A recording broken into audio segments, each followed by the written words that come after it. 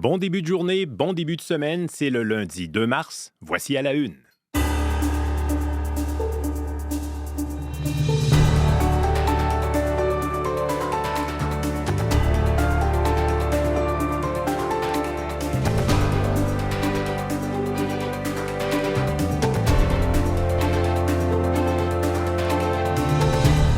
Je m'appelle Jean-Sébastien Bernatchez. Mathieu est absent cette semaine. C'est la relâche. C'est comme ça. On lui souhaite une bonne semaine d'ailleurs. Un congé bien mérité pour Mathieu. Vous serez sûrement du même avis que moi. Pas de relâche toutefois pour Véronique Méran. Bonjour Véronique. Bonjour Jean-Sébastien. Marie-Michel Bordua. Bonjour Marie-Michel. Bonjour. Et Jean-François Paradis. Bonjour. Jean-François. Aurélie Girard va se joindre à nous ce matin pour faire le point sur les plus récents développements concernant ce qui se passe au Moyen-Orient, en Iran, dans toute la région aussi, bien sûr. Déjà, je peux vous dire que sur radiocanada.ca, on vous propose plusieurs textes sur la question. Un question-réponse avec 7 experts proposés par Amélie Mouton, les attaques israéliennes en 7 questions. Une analyse de Daniel Thibault sur cet appui de Mark Carney aux frappes en Iran. Est-ce un pari risqué? Daniel explique dans son texte qu'en coulisses, il y a des libéraux qui se demandent pourquoi Mark Carney a offert un appui sans nuance à l'opération américaine en Iran et craignent les conséquences qui pourraient découler de tout ça. Et Kamel Bouzeboudjan se demande, lui, quel avenir pour le régime iranien si, aux yeux de Benyamin Netanyahou, l'opération lancée samedi va permettre d'infliger un coup fatal au régime terroriste en Iran. Ce sont ses mots. L'objectif est-il réalisable? Ça, c'est sur radiocanada.ca. Marie-Michel, Actor Awards hier aux États-Unis et le film Pêcheur a créé la surprise. Ben oui, parce qu'on s'attendait depuis la saison là, des cérémonies remises de prix. C'est une bataille après l'autre qui se démarque et on s'attendait encore une fois à ça hier lors de cette cérémonie qui est organisée par le syndicat des acteurs américains. Même moi, je vous dirais, j'ai abandonné en cours de route ce gala parce qu'il se faisait un petit peu tard. Je me suis dit, je vais me réveiller demain matin, je vais voir que c'est une bataille après l'autre, les principaux prix. Et non. Pêcheur, Sinners, ce film de vampires dans les États-Unis ségrégationnistes, reparti avec le prix pour, en fait, meilleur ensemble d'acteurs et également acteur principal. Les principaux prix, effectivement. Et voilà. Vous avez veillé tard pour nous conter ça dans le détail, n'est-ce pas? Un petit peu. Courte nuit. Courte nuit. Il y a des jours comme ça. Véronique, le froid ne pourrait-il pas faire relâche lui aussi? Oui, on aimerait bien. Courte nuit, nuit froide dans l'ensemble, disons-le comme ça. Est-ce que ce sont les derniers moins 20 ce matin sur le sud du Québec? Fort possiblement. Ah oui? Ça va vous réconforter. Parce que là, quand même, là, on avance dans le mois de mars, on est rendu le 2. Vous allez me dire, en février, bon, ça va, on peut faire avec. Mais là, au mois de mars, est-ce que ça pourrait prendre un peu de recul? Effectivement. Ce matin, très froid au thermomètre. Il y a du moins 20, oui, sur le sud du Québec, mais il y a du moins 30 du côté du Saguenay, du Lac-Saint-Jean. On a un refroidissement éolien ce matin qui nous amène près du moins 30 à plusieurs endroits. Donc, température au centre-ville, moins 16, moins 18, c'est presque le point chaud. Je dirais que c'est sous la barre du moins 20 en Estrie, dans les Laurentides, moins 25, moins 27, moins 27 dans le secteur de Gatineau, du côté de l'Abitibi également. La bonne nouvelle, c'est que dès demain, le vent va changer de direction puis les températures vont remonter près du point de congélation. Alors là, on aura une semaine tout à fait clémente. On va même dépasser le zéro. Donc, des conditions là, qui seront beaucoup plus agréable pour ceux qui n'aiment pas ces grands froids. Mais avec ce grand froid-là, on aura tout de même du soleil aujourd'hui. Alors ça peut compenser un peu. Un vent qui est présent quand même, secteur sud-ouest, oui, mais 20-40 km à l'heure. Maximum de mi-journée, moins 7 à moins 10 degrés sur l'ensemble des secteurs. Ça, c'est une journée qui s'apparente un peu à ce qu'on a connu hier en termes de température. La nuit prochaine, pas encore très chaud, là, moins 12 à Montréal, moins 15, moins 18 en secteur montagneux. Et là, dès demain, 0,3 degrés. On voit qu'on prend une tendance vers la hausse. Il fera encore assez beau demain, un ciel peut-être plus variable en après-midi. Semaine assez calme dans l'ensemble. On surveillera une perturbation qui s'approche pour vendredi. Et étant donné les températures douces, probablement un peu de pluie dans ça. D'ici là, du côté de l'Abitibi, de moins 25, on passera à moins 5 aujourd'hui, sous le soleil, avec un ennuagement qui se fera graduellement cet après-midi. Il y aura de la faible neige ce soir, 1 centimètre ou 2 pour les gens de l'Abitibi. Le Saguenay, le Lac-Saint-Jean, le Bas-Saint-Laurent, la Gaspésie, la Côte-Nord, on garde moins 9 à moins 12 comme température de mi mi-journée. Mais pour l'instant, ce matin, c'est du moins 25, moins 30 un peu partout. Refroidissement éolien important. Même si on a une bonne dose de soleil dans ça, la journée sera froide quand même pour l'est du Québec. En territoire ontarien, oui, on a du moins 20 aussi. Sur la portion nord, vers le centre, Toronto, Windsor, c'est plus près de moins 10, moins 13. On aura du soleil en bonne partie là, vers Toronto, Windsor, Ottawa. Températures qui grimperont. Moins 9 pour Ottawa, moins 5 pour Toronto, 0 à Windsor. Et on passera légèrement au-dessus du point de congélation dans le nord de l'Ontario. Ça reste assez doux dans l'ouest. 4 à 8 degrés du côté de Calgary. Légèrement sous 0 vers Edmonton avec de la faible neige intermittente. 0, moins 1, Regina, Winnipeg, sous un ciel variable. Et ça se dégagera aussi à Vancouver, autour d'11 degrés. Merci, Véronique. Bonne journée. Dans 18 jours, le printemps. Oui, le 20 mars, officiellement, on aura les 2 pieds dedans. Mais là, c'est le début du printemps météorologique depuis le 1er mars. Vous savez qu'il y a 3 sortes de printemps. Oui, astronomique, mais c'est le plus météorologique et puis printemps aussi solaire. Voilà. Ça, oui. Alors, 3 printemps, choisissez le vôtre. C'est le barou d'honneur des grands froids. Voilà. Bon, mais peut-être des tempêtes en mars. On verra. Merci C'est beaucoup. possible. Oui, c'est ça. Hein? Jean-François, Ligue professionnelle de hockey féminin. Oui. La victoire l'a emporté sur le Frost du Minnesota. Oui, c'était le retour à Laval là, pour la victoire de Montréal devant une salle comble de 10 172 spectateurs hier. Belle ambiance d'ailleurs sur place. Et donc la victoire s'est imposée grâce à des buts de Maggie Flaherty, Dara Gregg, inscrits à l'espace de 72 secondes au milieu de la première période, Maureen Murphy et Laura Stacey. Donc une victoire de 4-0 pour la victoire. Le but de Laura Stacey a été marqué en infériorité numérique sur un jeu de Marie-Philippe Poulain qui était de retour avec sa formation. Elle devait soigner une blessure au retour des Jeux olympiques. Bien sûr, oui. Et la gardienne de but, Anne-Renée Desbiens, a été peu sollicitée. Elle a repoussé les 17 tirs dirigés vers elle pour enregistrer son 4e jeu blanc de la saison. À noter qu'avec ce gain, la victoire s'est emparée du premier rang du classement général de la LPHF.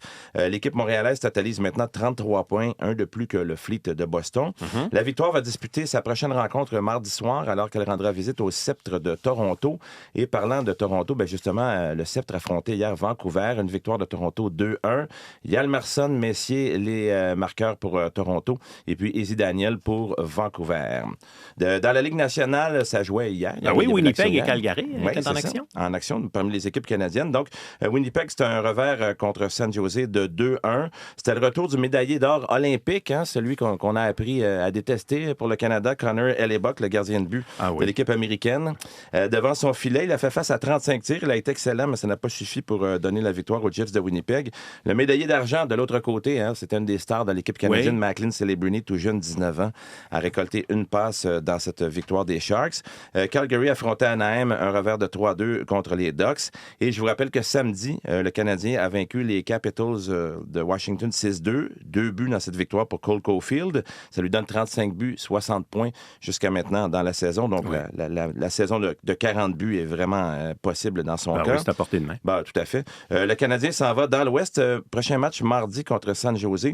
Je vous rappelle que les Sénateurs ont défait les Maple Leafs de Toronto 5-2 samedi et les Canucks se sont inclinés 5-1 devant Seattle. Ça s'est passé samedi. Petite nouvelle pour terminer en soccer international.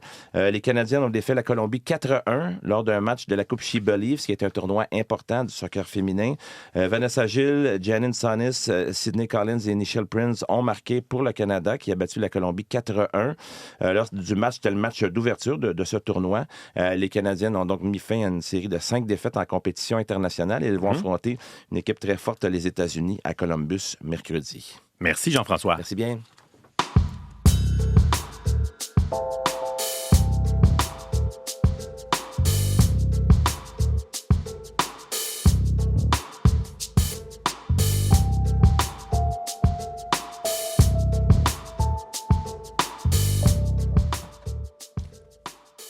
Les frappes en Iran monopolisent l'attention des journaux à la une, dans les éditoriaux. Je vais tâcher de vous présenter le plus grand nombre de unes et d'éditoriaux possibles pendant le temps qui m'est imparti. Le régime décapité, c'est le titre principal du journal Le Devoir qui nous montre une photo à la une de Téhéran et de la fumée, bien sûr, qui monte dans le ciel à la suite d'une frappe. En éditorial, Brian Miles écrit La diplomatie par les bombes. Malgré la version qu'inspire le régime des ayatollahs, cette nouvelle offensive s'inscrit dans une tendance préoccupante, soit le retour de la diplomatie par les bombes par les superpuissances.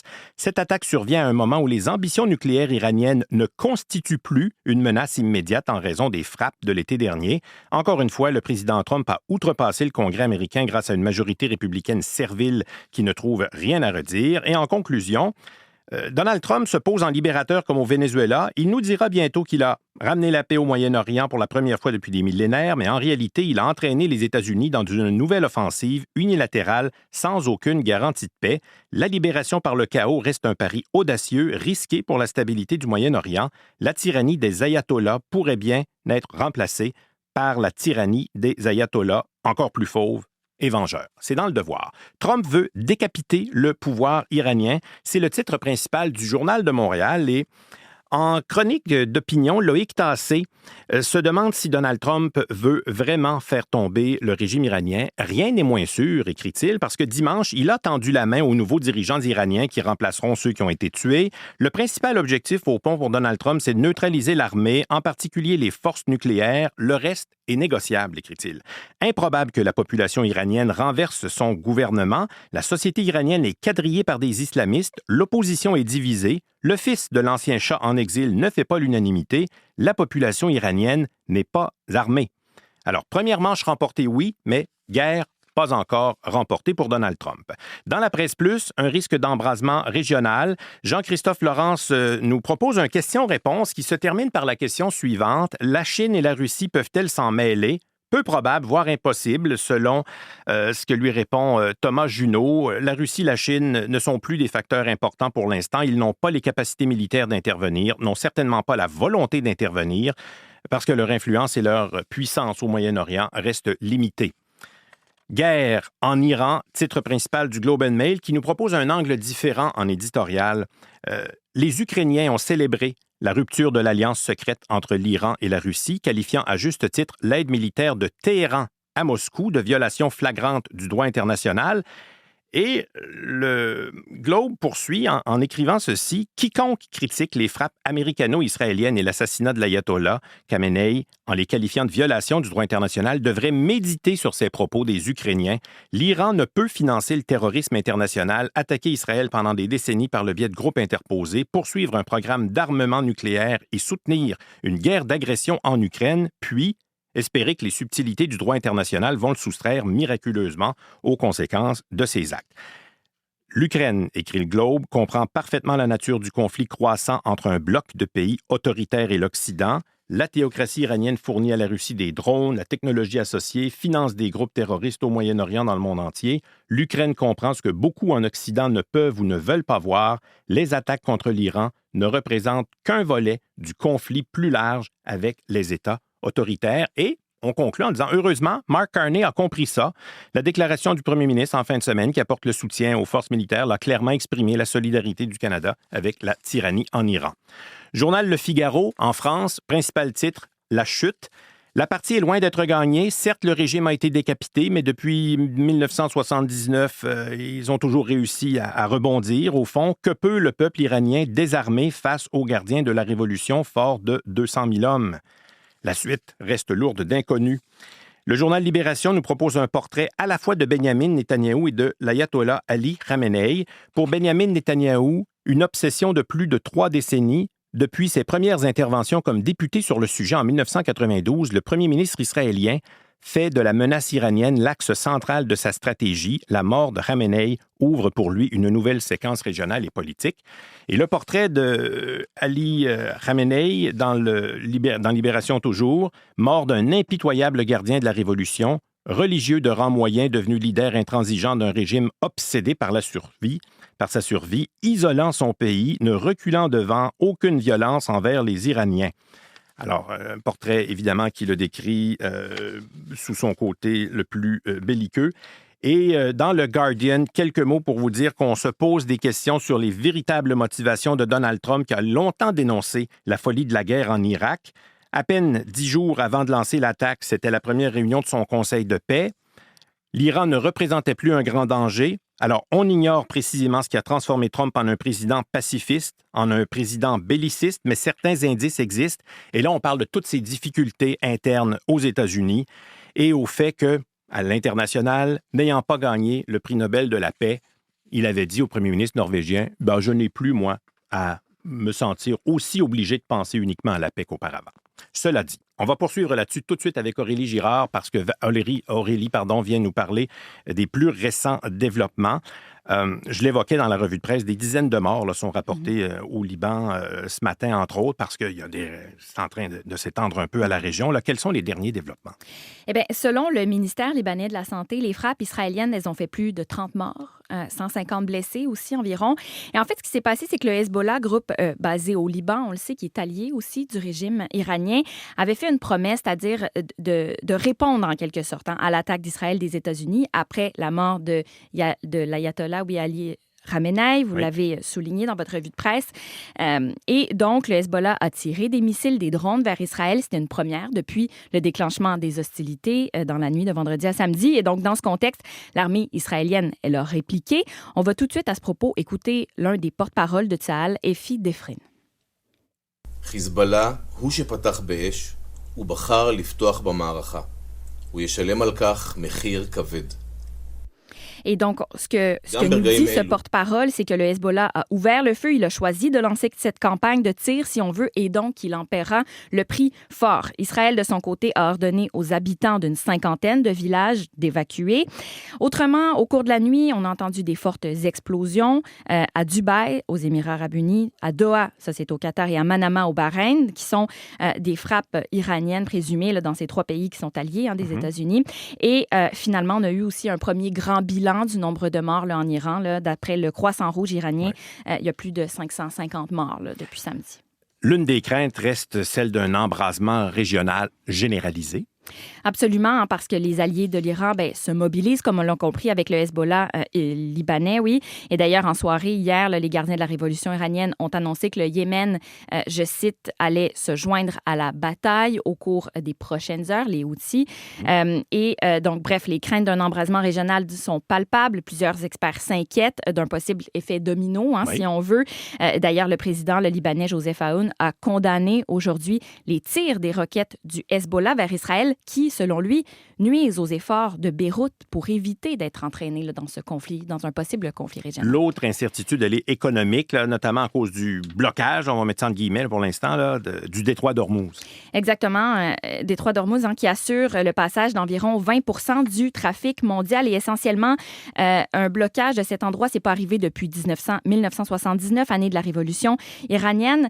C'est ce qui fait que c'est une situation qui est à la fois inédite, mais aussi très toxique, là, selon le spécialiste de l'énergie et fellow au Centre d'études de recherche internationale de l'Université de Montréal, Yvan Clich. On l'écoute nous expliquer pourquoi. Ce qui est arrivé, je le rappelle, les Américains avaient une stratégie il y a très longtemps, ce qu'on appelle les deux piliers, où on se disait, en gros, là, l'Arabie saoudite produit le pétrole, puis l'Iran va être notre protecteur, le protecteur de ce détroit d'Ormuz. 79, révolution iranienne, les Américains se disent, on va être obligés de faire la job nous-mêmes, d'assurer la sécurité de cette voie d'acheminement. Et ils ont envoyé 30 à 35 000 troupes au Moyen-Orient. Ils y sont depuis 1983.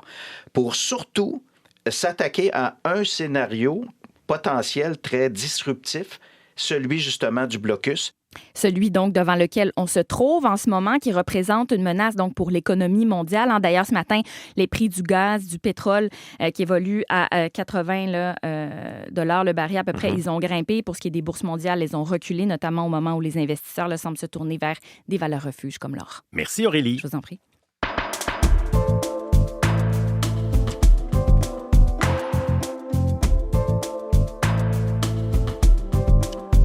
Chronique culturelle avec Marie-Michel Borduas. On va revenir sur Pêcheur, donc qui s'est imposé là, devant une bataille après l'autre à la cérémonie des Actor Awards hier. Oui, les acteurs du film de vampires campés dans les États-Unis ségrégationnistes qui ont remporté en fait ensemble le prix de meilleur ensemble d'acteurs.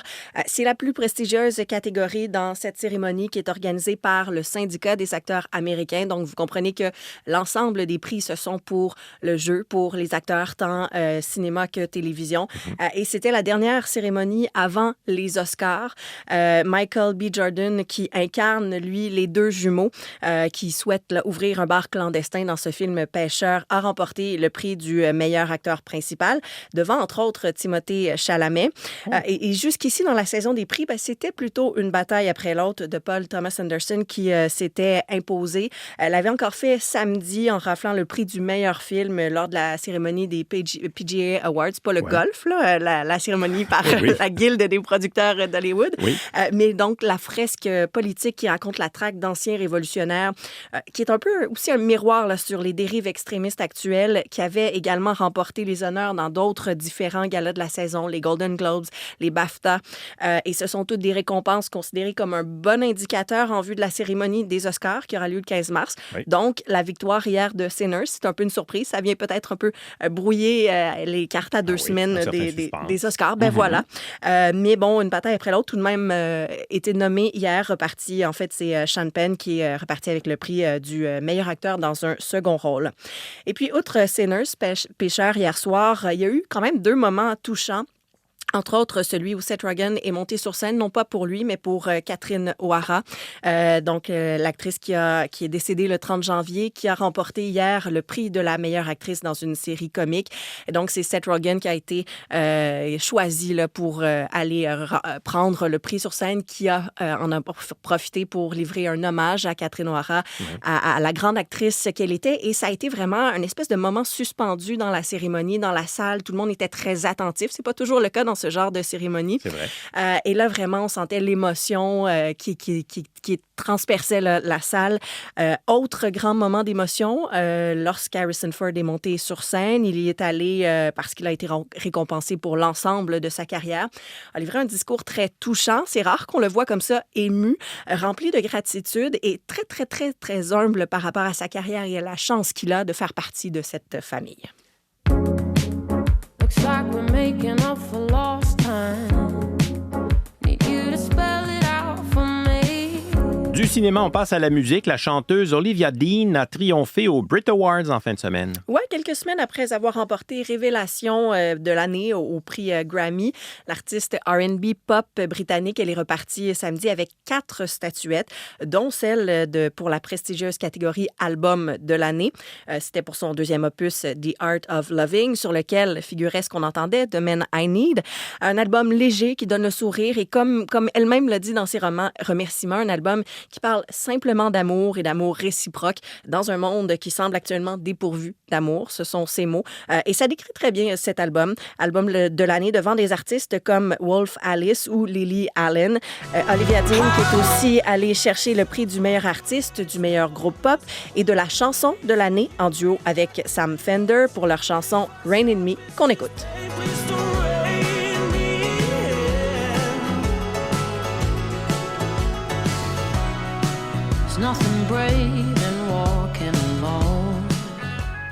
Et parmi les autres lauréats, formation Wolf Alice, justement, qui a remporté le prix du groupe de l'année.